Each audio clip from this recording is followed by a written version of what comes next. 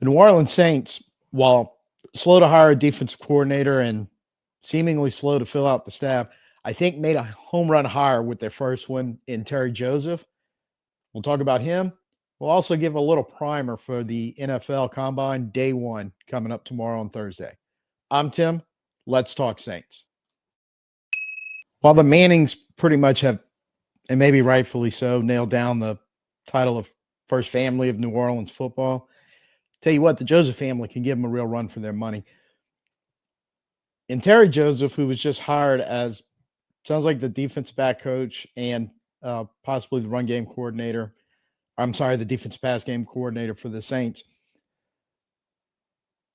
He comes from a family of some names you'll recognize if you're not from the New Orleans area, like Vance Joseph and Mickey Joseph, who both are currently Vance defense coordinator for Denver, Mickey in college, both in the coaching ranks that came from the family, has long played at Archbishop Shaw High School on the West Bank in New Orleans, a football powerhouse. And in any given year when they're really good, challenging for a state title, somebody with the last name of Joseph is on that team playing really, really well.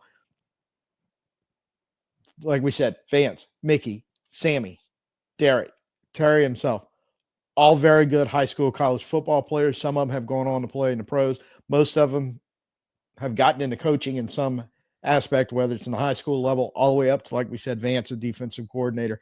This is a New Orleans football family that lives, breathes football on every level, and they're damn good at it. Just right there is something that may not be the most important aspect, but I think is an important aspect, is the fact that there's a phrase that kind of has been said about New Orleans. If you love New Orleans will love you back. And when you're bringing in a hometown guy like Terry Joseph, who comes from a family who, like we said, has been very, very, very, very good at what they've done at over the years in the game of football, you like that aspect of it. But you also like the aspect that everybody often talks about fit for coaches or players coming into a new location. Look, if you win, the fit, nobody talks about it. But when you don't or you're struggling as an organization, they do. And I think some of that blowback comes back on coaches and players. And I think it's very good to have a guy who understands that. So while he's coaching players to make them better, to get in that part of it too, because I think there's blowback comes from fan and media sometimes. And this isn't just exclusively New Orleans, but the way a player just presents himself and the fan base doesn't get along and the media doesn't particularly like him, and it kind of skews whether or not he's actually a good football player or not.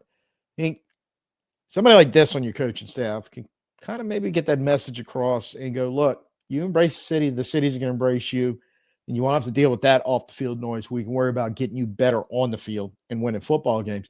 And to that, when you're talking about Terry Joseph, longtime high school coach in Louisiana from 1999 to 2005 at Archbishop Shaw and Destrian High School, and again, two pretty much football powerhouses in the state of Louisiana.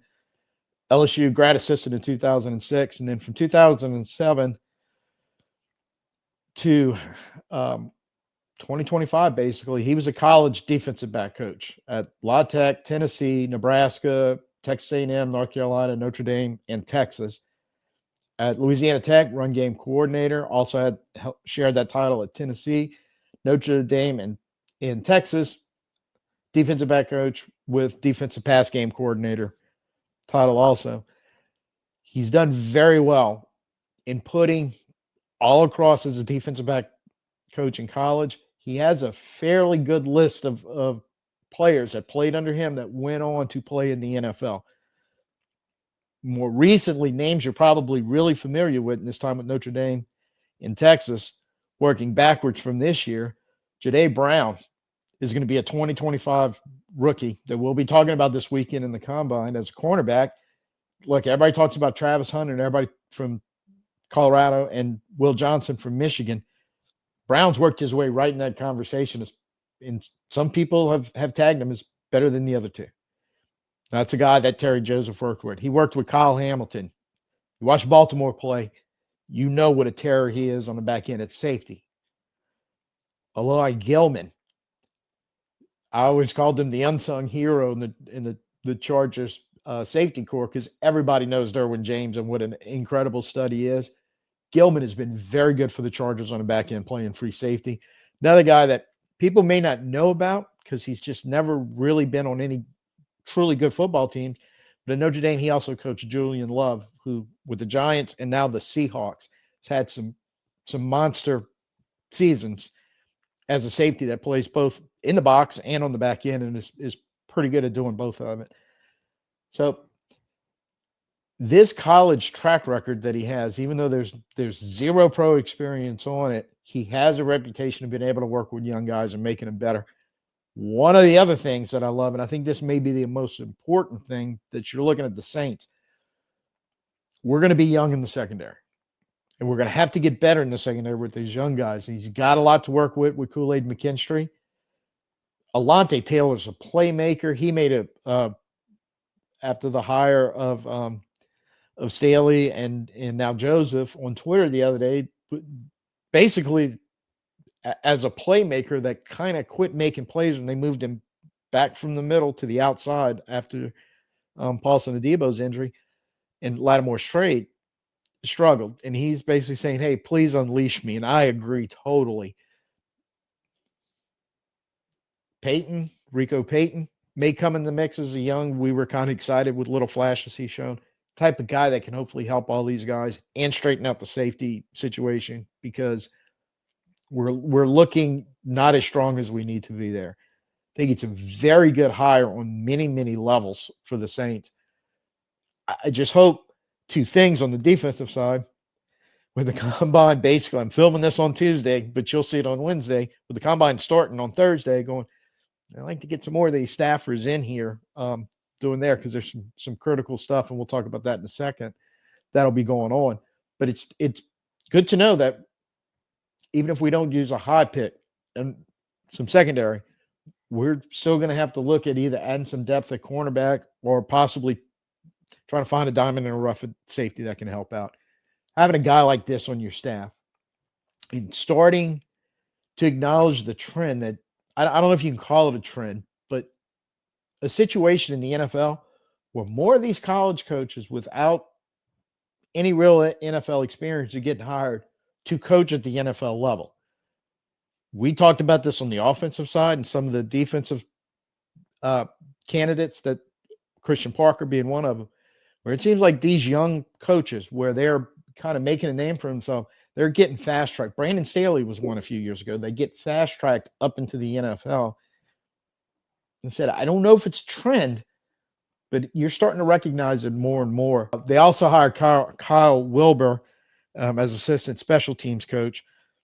And I didn't know much about the guy, but it was very interesting. He had a 10-year NFL career, 2012 to 2017 with the Cowboys, 2018 to 2021 with the Raiders. He's pretty much a backup, sometimes spot starter as both a linebacker and a defensive end, but basically played 10 years of special teams in the NFL. So 2023, last year, he was a special teams quality control coach. Again, like we were talking about earlier, like that entry-level NFL position, a bit of a promotion for him. But he's, again, an ex-player. And this things that people are talking about, bringing in these ex-players and younger, real close to the age of the players on there.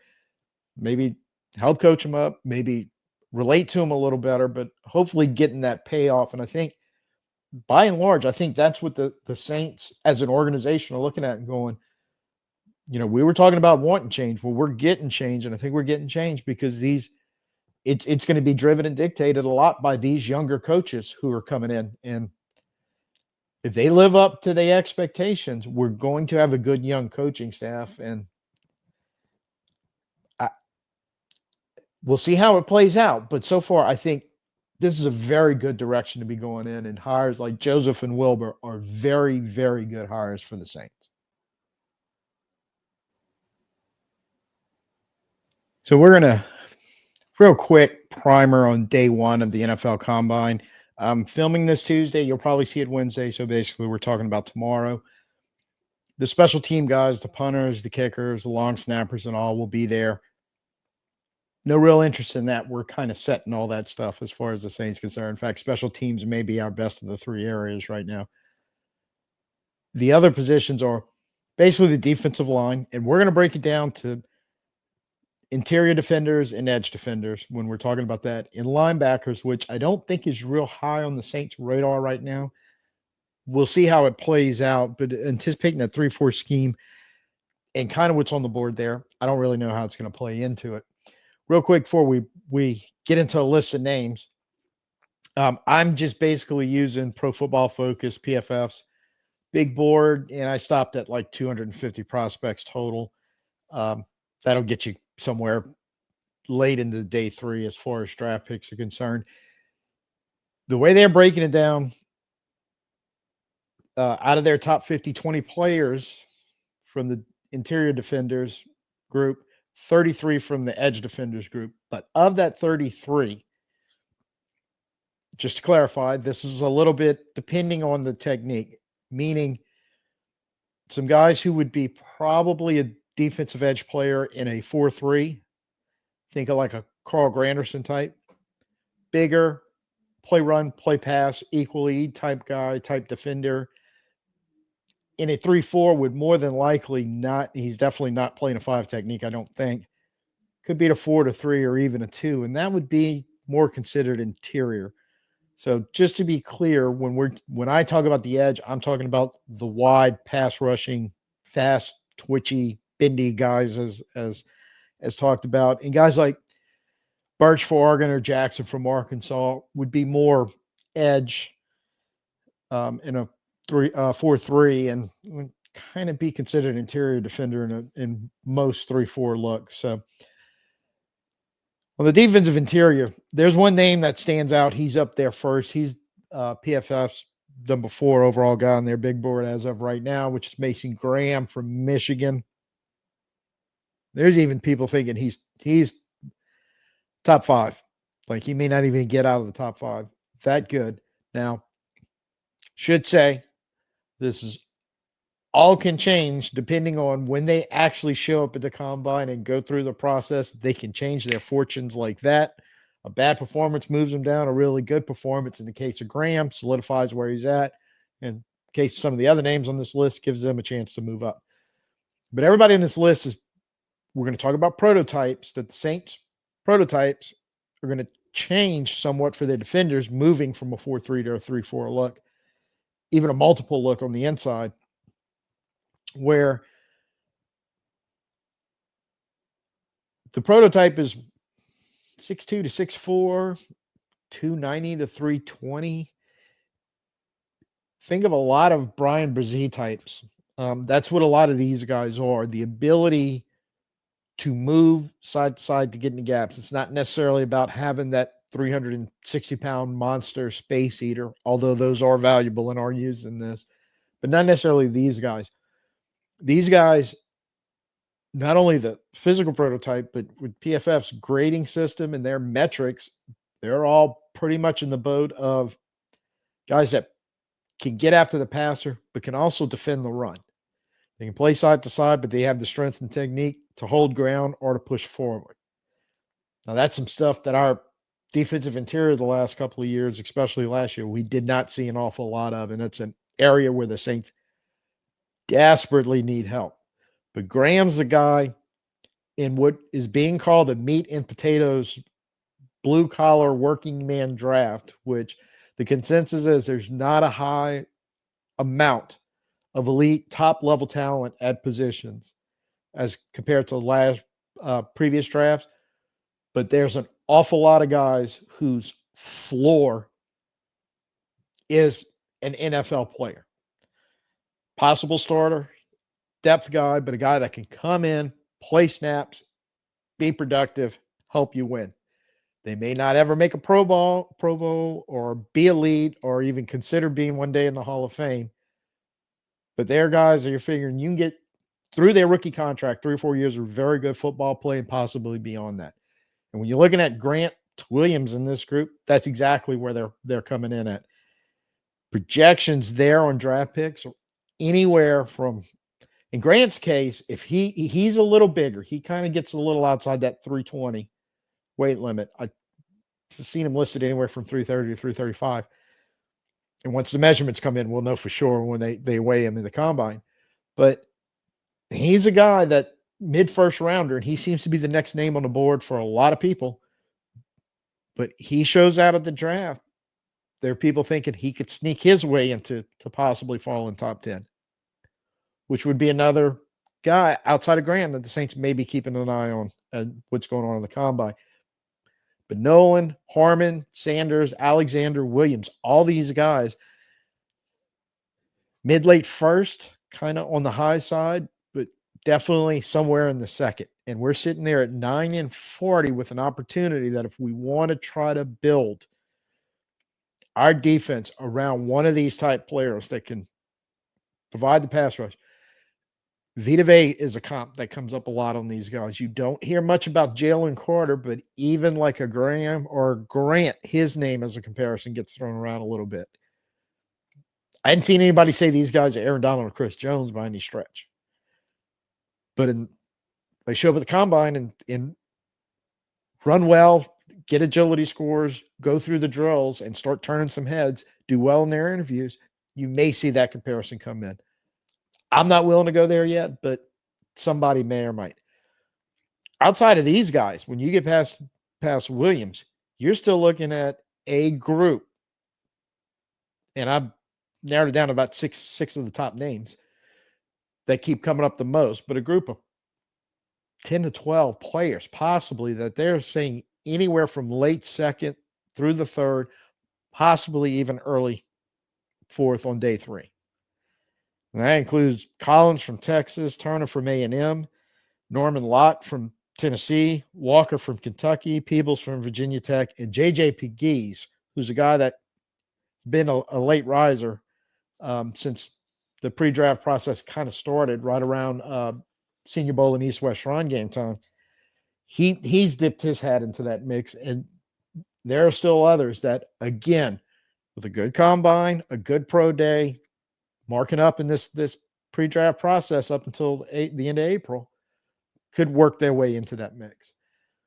On the other side of that conversation, and this is a little clearer up top, a lot murkier after you get past the first couple of names, is the edge guys. Now, Dylan Carter has been the runaway guy that everybody's talking about in BFF's number 2. People have him as the best prospect in the draft. People have him top 5. Is not going to get past, say, Jacksonville in that area in the middle of the first round, the number 5 or number 6 pick in the draft. Like, the Saints would have no shot at him in theory. That's what they're talking about him. One thing about him is he hurt his shoulder in the college playoff against Boise State. He's not going to participate in the combine at all, basically still trying to recover from that. But Penn State's pro day is March 28th. He should be cleared by then. And then that's where he's going to have to make his mark to solidify that high of a ranking. James Pierce is a name that's been heavily tied in a lot of mocks, for whatever mock drafts are worth right now, to the Saints at number 9, because he kind of comes in as the second guy from Tennessee. Some people say he's as good as Carter. Don't know. But he is definitely fitting that mold of that explosive edge pass rusher from that 5 technique. Can really get after a quarterback. Both these guys grade out in the metrics pretty decently against the run too. So I think that's really why they're getting a bump. In fact, Carter's played some off the ball linebacker for Penn State. So any of those two right there, I think, if the combine proves it out, would be, again, when you're looking on the defensive side of the ball, an elite player, the Saints get drafted 9 and start building a defense around, it's probably 2 of them that fit the bill. Mike Green's number 11, and he is one of the interesting cases that I think a lot of people right now don't know what to do with in the draft process. And the combine is probably going to be hugely important for him. He is the edge guy from Marshall and considered by many, based on his film, to be the best pass rusher in this draft, and does pretty good playing against the run too. They say he's a real beast out there. But the question mark coming into Senior Bowl in Mobile was level of competition that he played with in his 3 years at Marshall. they just didn't know what to do with him. Well, he shows up in Mobile during practice week and is beating up on some of these highly touted offensive linemen that are trying to block him in practice and turning heads. And that kind of started vaulting him up even more in this process. Then he opts out of not playing in the actual game, which they don't get any game type. I mean, granted, it's not exactly like playing a college playoff game, but it is pretty serious for these guys because it is a game where they're all trying to claw and fight to move up a draft board to get picked higher. So people kind of mentioned that and cocked an eyebrow, but a lot of people felt like it didn't matter. He didn't need to play in the game. He showed more than enough in the actual practices that, yeah, he's legit. But I don't know if anybody's 100% confident as him as a mid first rounder. I kind of where the talk was where he may be, but he could be the guy that shows up at the combine and nails down his spot and he starts sneaking up even towards the top 10, or he poops to bed and he completely slides back with the next group, which is where most of these edge rushers are.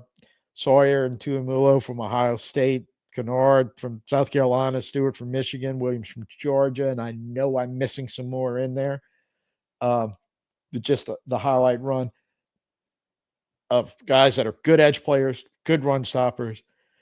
Some of them are more 4-3 guys than necessarily 3-4 guys. Some of them think they can play both. These are the ones that are really going to have to sort themselves out in the post draft or pre-draft process coming up in the combines and pro days and back up on what they're showing on film to figure out where you're going to put these guys. There's going to be a large group of them that do not go by day 2 that will be sitting in there in the 4th round, and that is Saints with 2 4th rounders and 2 3rd rounders. Both of the depth on these sides. And in the case of the edge guys, you may just be looking at a guy that can rush the passer and he doesn't do much else. But even as the Saints are rebuilding his defense, he is going to hold some values if, for God willing, we can get him in some long down and distances where it's pretty much a pass situation where, okay, he doesn't play the run well. He can't do us anything in coverage when he's got to play off the ball. But we can unleash him as one of those explosive pass rushers coming off the edge to create havoc. It's very possible if the Saints do their jobs at the combine and in the scouting process that they can dig in and find some of these guys that, while we're making this transition, can help keep us competitive. And who knows, you may be able to develop them into what you want at that edge position or what you want in that interior position, because there's no rule that says these guys can't get better once you bring them into the Saints organization and start coaching them in the scheme. Only linebacker I'm truly going to mention is Jalon Walker. There is a group of, well, I'll mention by name, Campbell, Knight, Paul, Schwesinger, kind of they think are going to be the quote-unquote 3-down off-the-ball linebacker types. Nobody's really sure. They're looking mostly maybe late first. Somebody may sneak in there, but looking at 2nd, 3rd round guys. And I have no idea what the Saints are even thinking at linebacker, how they're going to work in, who they have, or they're looking to add, or what they're going to do. But an interesting name that shows up in the linebacker is Jalon Walker for Georgia. Because some people are actually listing him as an edge. The reason why, first 2 years in Georgia, he played more D-line as an edge guy than off the ball. But it was roughly about a 50-50 split, 2-1 split type, more edge than off the ball. Till last year, 311 snaps off the ball, 249 on the edge as more of a rusher, 61 of them in the slot coming out and giving some coverage.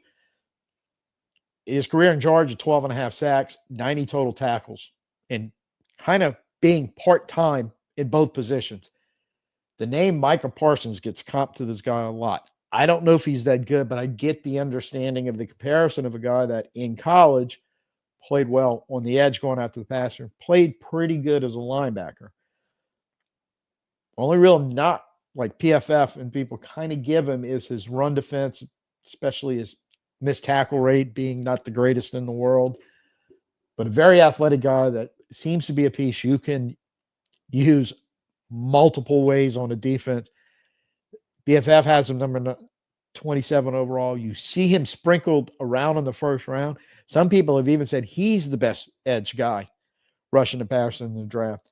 It's just an interesting take and an eye to player to keep your eye on when you're kind of looking at the combine on Thursday, going, what are they going to do with this guy? What do they think about him? What are the, I'm really interested to see if we hear anything coming about on the Saints going what they think about Jalon Walker. Only other guy that I'm going to mention, and very briefly that I don't have on here, is in fact guy by the name of David Walker from Central Arkansas is an edge guy. A lot of people in PFF has graded him highly in 3 years, insanely high, in fact, as an edge rusher. Insane stats, 37 sacks in his career, 97 hurries, 17 quarterback hits. PFF graded him basically, the lowest grade he ever had in those 3 years was an 88, which is really high. The other two in the 90s. But being from a small school, nobody really knows what to do with him, where he's going to be. Again, with 2/3 and 2/4 with the Saints, and depending on what happens in the combine, because he could solidify himself as the guy that is the best pass rusher, and he's going to fly up, or the guy that, well, it was a lot of low-level competition, or anywhere in between. But again, small school, maybe somebody that hits Saints' radar and somebody you keep an eye on. That's it for the coaching updates, the combine primer. For day one, we'll have some more stuff on Friday. Next week, probably in the afternoon, we'll go live. We'll talk about everything on the combine up until that point, because then we're going to have the running, the drills, the lifting, all that other stuff, where you can really start getting some measurements to go what people have been talking about that they've been seeing on film for the last few months. So be on the lookout for that. It's your first time here, give me a thumbs up. Definitely hit a subscribe and your notification, so when we do go live to talk about the combine, you'll be able to pop in. So definitely we'll have you more on Friday, more of a primer for the rest of the combine, and looking forward to seeing you in person, hopefully Monday, but sometime early next week. But until I see you then, I'm Tim. Peace out and who dat.